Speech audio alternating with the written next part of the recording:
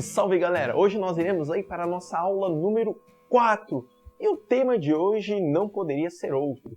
Vamos falar um pouquinho aí da União Europeia, de todo o processo de unificação do continente europeu, beleza? Não se esqueça de se inscrever no canal e também não se esqueça que os exercícios estarão no TED. Valeu, vamos lá?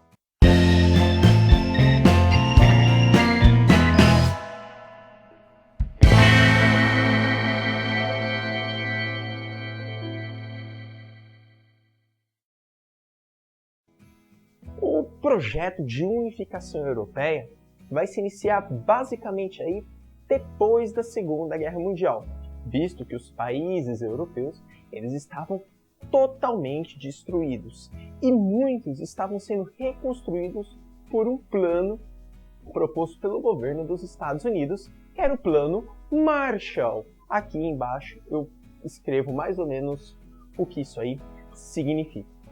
No entanto, os países europeus eles queriam ter autonomia em relação aos Estados Unidos, pois era a potência já no final da Segunda Guerra Mundial que começava a emergir, que começava a ter um controle do comércio mundial, a ter um controle da influência mundial, deixando o continente europeu, que durante séculos tinha todo o domínio, deixando o continente europeu para trás. Os países europeus eles perceberam, dadas as guerras mundiais, que uma atrás da outra, a Primeira e a Segunda Guerra Mundial, o crescimento econômico e cultural de influência dos Estados Unidos, cada país europeu, eles não podiam mais sozinhos se manter economicamente. Eles não podiam mais sozinhos ter essa influência econômica que outrora eles tinham. O que eles percebem então? Que é melhor eles unirem forças para eles conseguirem ter novamente voz no mercado mundial. E isso vai começar mais ou menos na década de 40, quando Bélgica, Holanda, os Países Baixos e Luxemburgo eles vão formar um bloco econômico. Lembrando que bloco econômico é quando dois ou mais países eles se unem para competir no mercado mundial, para eles se auxiliar. Então eles vão unir em um bloco econômico denominado Benelux. Então pegaram a sigla dos países que comporam esse bloco e formaram o Benelux. Qual era o propósito do Benelux? O propósito do Benelux era os países que faziam parte quebrar algumas tarifas alfandegárias, deixar os produtos que eles viessem a produzir mais barato no comércio entre eles. Isso fortalecia muito. Deu tão certo essa proposta que anos mais tarde vai surgir, vamos dizer assim, um primeiro bloco econômico mais efetivo na Europa. Vai surgir o CECA, Comunidade Europeia do Carvão e do Aço.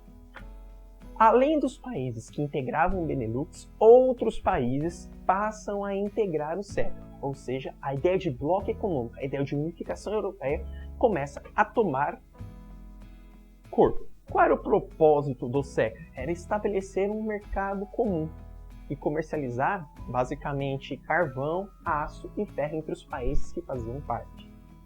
Esse bloco econômico ele foi ganhando força, tal como ganhou o Benelux, que vira o CECA, que mais países passam a integrar, e aí você vai ter o surgimento do mercado comum europeu, que vai ser estabelecido no Tratado de Roma. Então, vários países europeus, isso já no finalzinho da década de 50, 57 e 58, então o propósito do mercado comum europeu era basicamente eliminar todas as tarifas alfandegárias ou não que impediam o comércio entre esses países. Afinal, eles viram que estava dando certo já desde a década de 40, unir forças, facilitar o comércio entre os países. E ao longo das décadas posteriores, os países vieram entrando no mercado comum europeu. Já no início da década de 90, não tanto tempo atrás assim, eles começam a pensar em além das eliminações alfandegárias e de impostos que eles vieram propondo ao longo das décadas, eles começam a discutir a criação de uma unidade monetária. Eles começam a discutir a criação de uma união monetária, que vai ser representada pelo euro. Isso aí, galerinha, eu vou falar sobre o euro na próxima aula. todas as ideias, toda a política, inclusive toda a crise. Curta um pouco aí a formação da União Europeia, não se preocupe, afinal falar em euro, falar em zona do euro é falar em um tema que requer muita cautela e uma aula especial para ele, não é verdade? Então tá, galera, é isso aí. Continue acompanhando a formação da União Europeia com esse lindo rapaz aí ao lado, ok? Um abraço e até a próxima aula com o euro. Com a criação, a ideia do euro e da unidade monetária, como o nosso colega já falou, vai ser discutido na próxima aula, o mercado comum europeu ele passa a ter uma força política no cenário mundial. Afinal, eles estão unindo políticas econômicas que vieram se fortalecendo ao longo das décadas e unindo os seus valores econômicos por meio do euro. Em 1994 vai surgir a aclamada e, vamos dizer assim, o bloco econômico mais copiado por outros lugares. Em 1994 vai surgir a União Europeia, já bem estruturada. O objetivo da União Europeia, bem claro, é fortalecer não só a economia, mas criar uma unidade política, econômica, militar e, sobretudo, uma política monetária. Querendo ou não, passa a fazer parte da União Europeia muitos países de forte economia mundial. O que, voltando lá no início, o que vai fazer esses países voltar a competir no cenário mundial com os Estados Unidos e hoje também com a China, que vem despontando como a economia que mais cresce no mundo. E se a gente pensar em União Europeia, hoje os países que melhor representam a União Europeia e lutam é a França e a Alemanha. Uma coisa muito importante é que a União Europeia basicamente é constituída de países do lado ocidental, dado todo o processo de regionalização que ocorreu na Europa no período de Guerra Fria, que nós iremos discutir nas próximas aulas, ok? E um dos propósitos da União Europeia é aumentar esse bloco na Europa. Entretanto, tem alguns critérios que a União Europeia solicita a países que querem ser membros da União Europeia. Entre eles, nós vamos destacar aí 3. São eles. O país, para entrar na União Europeia, ele tem que ter uma economia estável. Quando eu falo em economia estável, não necessariamente estou falando de um país muito rico. Economia estável é um país que tem as suas contas em dia. Hoje, ele tem que ter um governo democrático, então ele não pode ser uma ditadura. E ele tem que ter respeito aos direitos humanos. Então, basicamente, a sociedade, as pessoas que compõem a sociedade desse país, tem que ter o mesmo direito que é proposto pela Declaração Universal dos Direitos Humanos. Basicamente, são esses 3 itens que a União Europeia pede aos países que pretendem ingressar na União Europeia, pedem para que eles venham a ter. Uma coisa muito importante, a União Europeia ela estabelece um mercado comum por meio de uma unidade monetária. Como eu vou falar sobre o euro na próxima aula, a gente esclarece bem isso. Só para você ter ideia, a diferença básica do mercado comum por uma zona de livre comércio é que os países que fazem parte do mercado comum, eles podem, além de produtos e serviços, as pessoas, além de produtos e serviços, também podem circular entre os países membros. Já a zona de livre comércio é muito conhecido no bloco econômico ali da América do Norte, o NAFTA, pessoas não circulam livremente igual produtos e serviços entre os países membros. Essa é a diferença básica de um mercado comum com uma zona de livre comércio. Vamos agora, só para a gente ter a dimensão, falar sobre alguns dados da União Europeia.